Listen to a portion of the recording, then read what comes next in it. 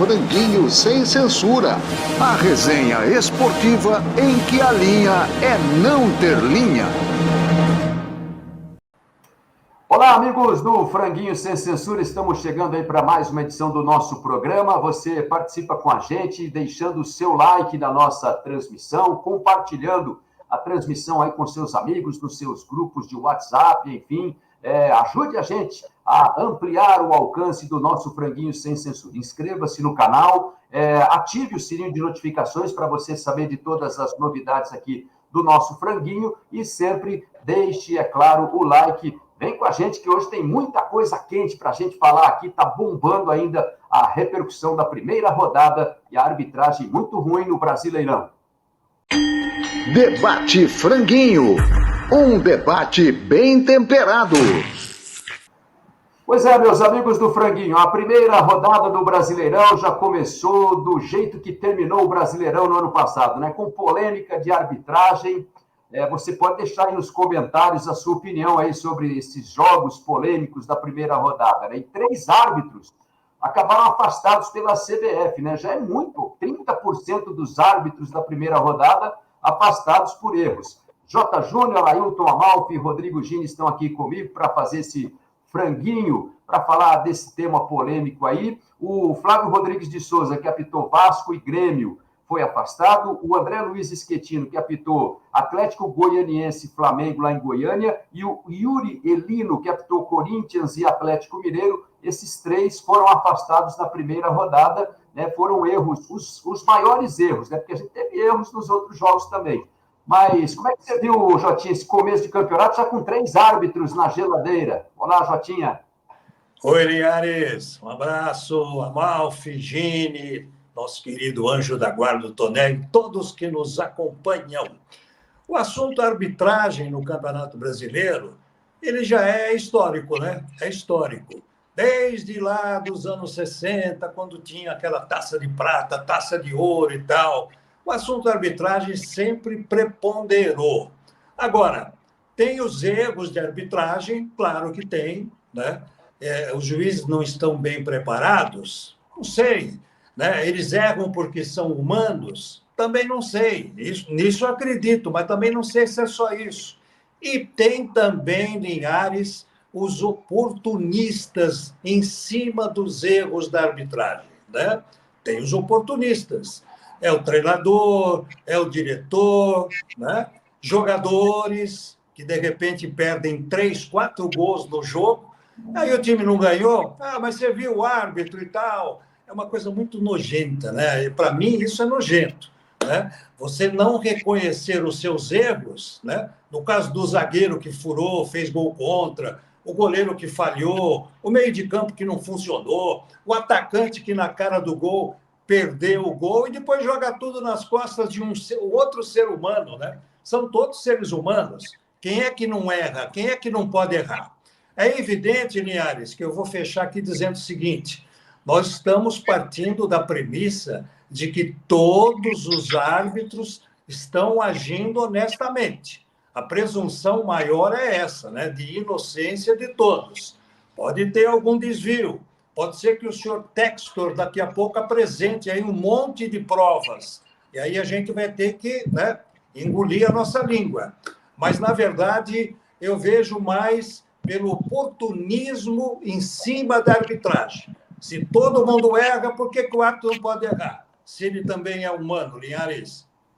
Pois é, e Amalfi, você vê, o lance do árbitro que apitou lá em Goiânia, do pênalti no Bruno Henrique, para vocês que, na minha opinião, o árbitro acertou naquela marcação. Se a opinião de vocês em relação a esse lance da cotovelada do Maguinho, né, que foi o zagueiro que acertou a cotovelada no Bruno Henrique. O Bruno Henrique até mostrou depois nas redes sociais o lábio cortado por dentro e tal, né? Não sei a sua opinião, Amalfi. O árbitro que apitou o Corinthians e Atlético Mineiro, mais uma vez, deixou passar um lance violento do Fagner, né? E o Flávio Rodrigues de Souza, um pênalti que, na minha opinião, foi escandaloso para o Grêmio, que ele acabou não marcando. Qual foi o maior dos 3 erros aí, Amalfi, que você considerou? Com certeza, o do Vasco, né? Porque o do Vasco, ele foi no VAR E aí foi se exibir lá, falou bonito, né? Parece que ele não precisa mais de show de Madonna, de coisa para abrir jogo. Agora os árbitros vão cantar também, além de apitar, eles vão cantar no meio do campo. Acho que foi o do Vasco, né? Concordo com você que o pênalti no Bruno Henrique foi pênalti. Eu acho que o do Corinthians tem duas coisas. A CBF percebeu que esse juiz é fraco para jogo grande.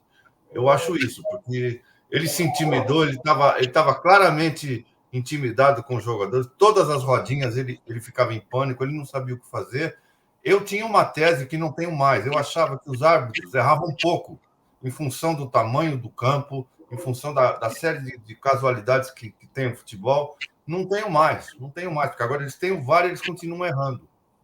Eu acho que o do Vasco foi o pior de todos para mim. E a Regine? Agora é com você. Segura, pega o bastão e segue a bucha. Não, eu concordo. Acho que o lance do pênalti do Vasco foi o mais escandaloso, se a gente pode falar assim.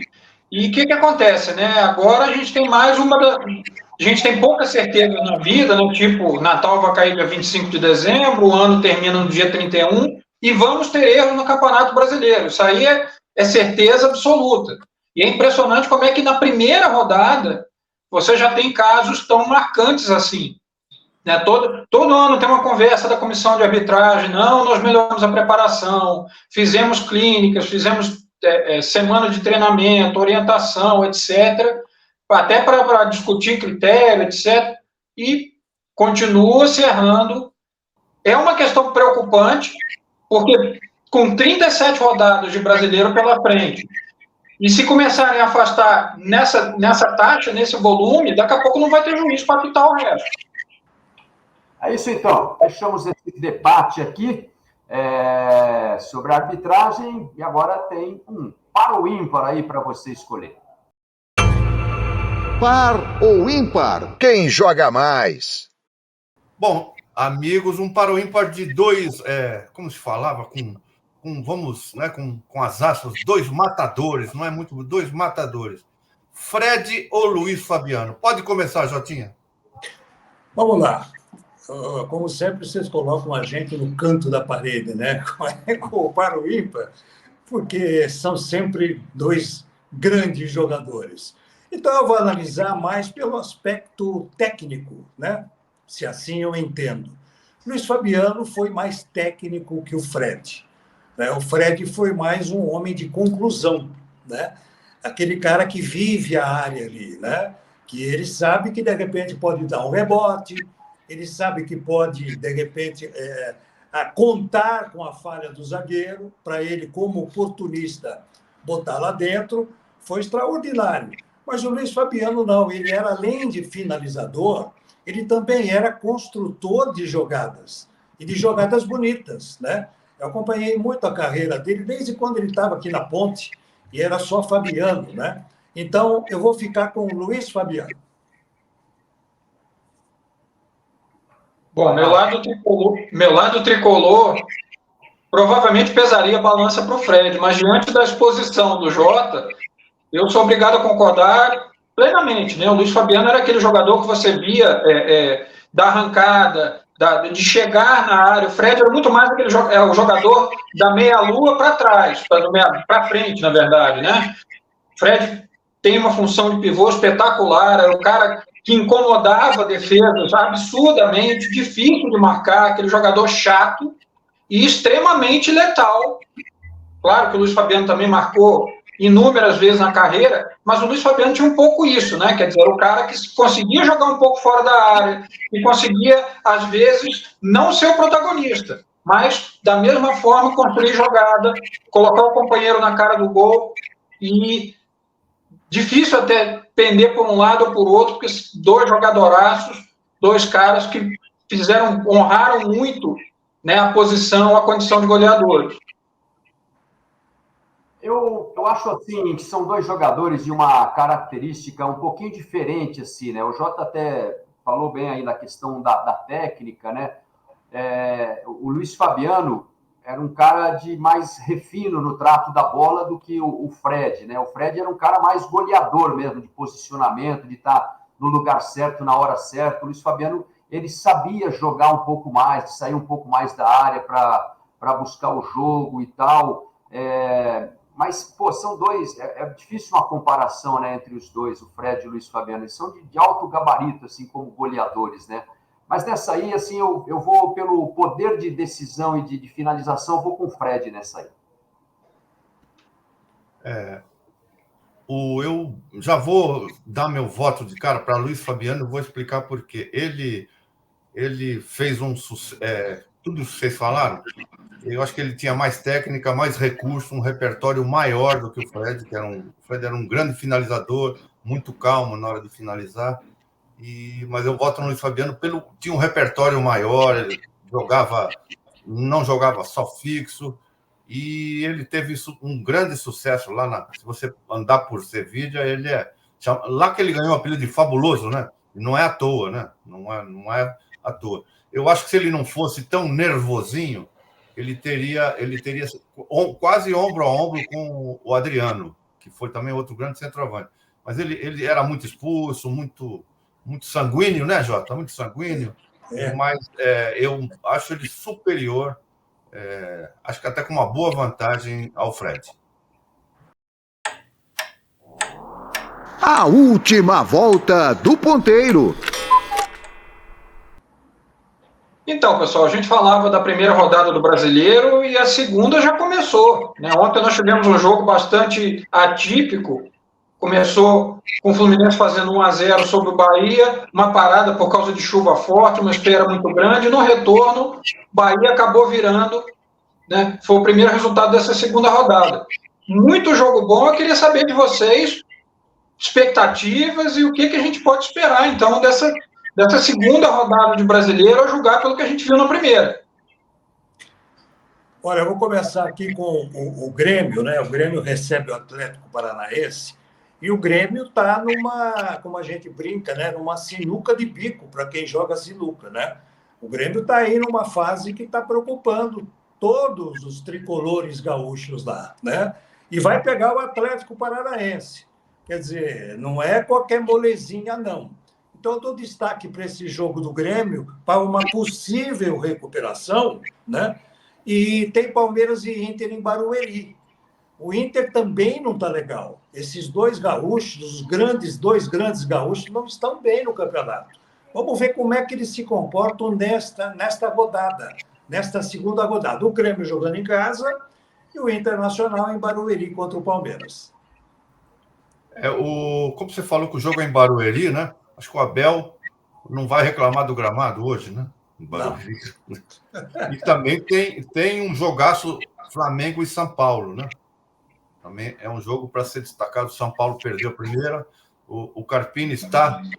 A corda já não está mais no pescoço. O Carpini já está a caminho do patíbulo. Não lembra do patíbulo? O Carpini acho que já está... Se perder hoje, acho que não se sustenta.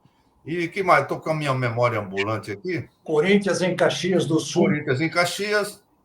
Vai ser aquele jogo chato de se assistir. Né? O Botafogo é outro também que vem num momento complicado, né? Começou mal na Libertadores. Tem o Atlético Goianiense, não é isso? Atlético Goianiense, Teoria é uma boa chance para se reabilitar, mas... A salvação desse Juventude Corinthians aí, Amalfi, é se tiver neblina, que daí a gente não consegue ver nada, entendeu?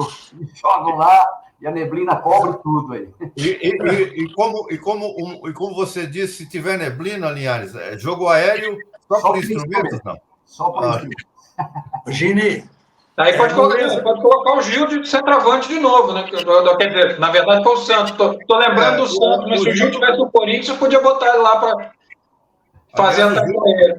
O Gil não devia ter saído do Corinthians. E tem aqui o Fortaleza e Cruzeiro, que é um bom jogo também, né? Bom jogo. O Galo passa pelo Criciúma hoje, Gini? Teoricamente, sim, né? É o confronto... até o pessoal está brincando, né? Que agora sim o Criciúma vai viver uma experiência de Série A, porque vai pegar um dos times que a gente pode colocar como candidatos ao título, mas é aquela história, né? Série A, uma nova realidade. O Atlético terminou em alta com o Milito, terminou em alta, o Mineiro está bem na Libertadores, mas no jogo com o Corinthians não foi aquela maravilha, né? Teve a chance de levar melhor, né?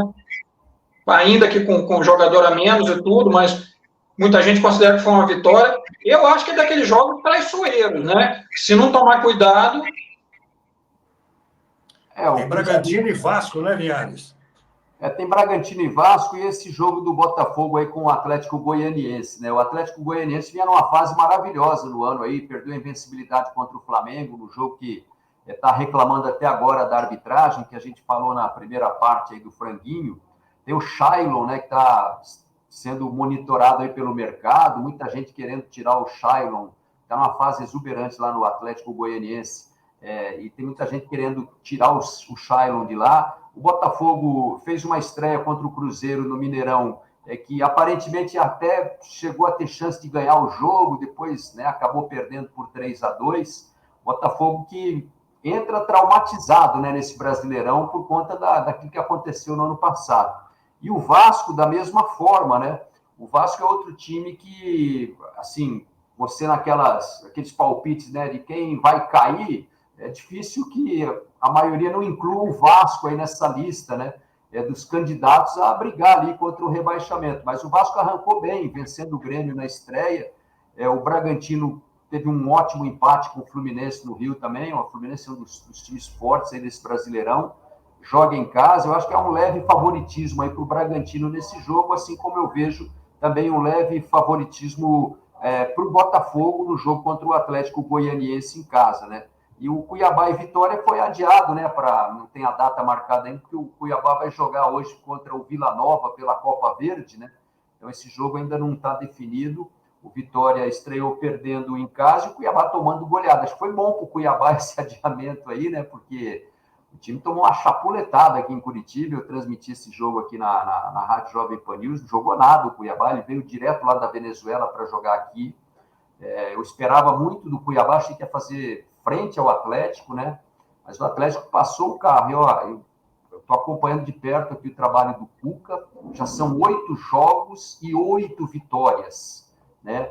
E sendo que o Atlético ganhou do Londrina por 6-0, ganhou do Cuiabá por 4-0, ganhou do Raio Zuliano de 6-0 da Venezuela na Sul-Americana, ganhou lá no Paraguai de 4-1 do Ameriano, ganhou o jogo final do Maringá por 3-0. Então é um time que ofensivamente está produzindo muito e defensivamente tomou só 2 gols aí nesses 8 jogos comandados pelo Cuca. Então, bom, como dizem aqui em Curitiba, o eixo do mal abrir o olho com o Atlético Paranaense, aí, porque o Atlético vai dar um trabalho danado. E o sonho do Atlético, que o Atlético está fazendo 100 anos, né, fez agora em março, o sonho é ganhar um título de grande expressão nesse ano. E um dos focos é o Campeonato Brasileiro. Apesar de ser o campeonato mais longo, talvez o mais difícil, o Atlético está em 3 frentes nesse momento, a Copa do Brasil, o Brasileirão e a Sul-Americana, e o Atlético quer ser campeão de um desses torneios e a cereja do bolo seria o Brasileirão. Eu gosto muito de comparação. Não se compara, todo mundo fala, mas se você for em botequim, está todo mundo comparando. Na conversa de botequim, todo mundo compara. Não se pode comparar.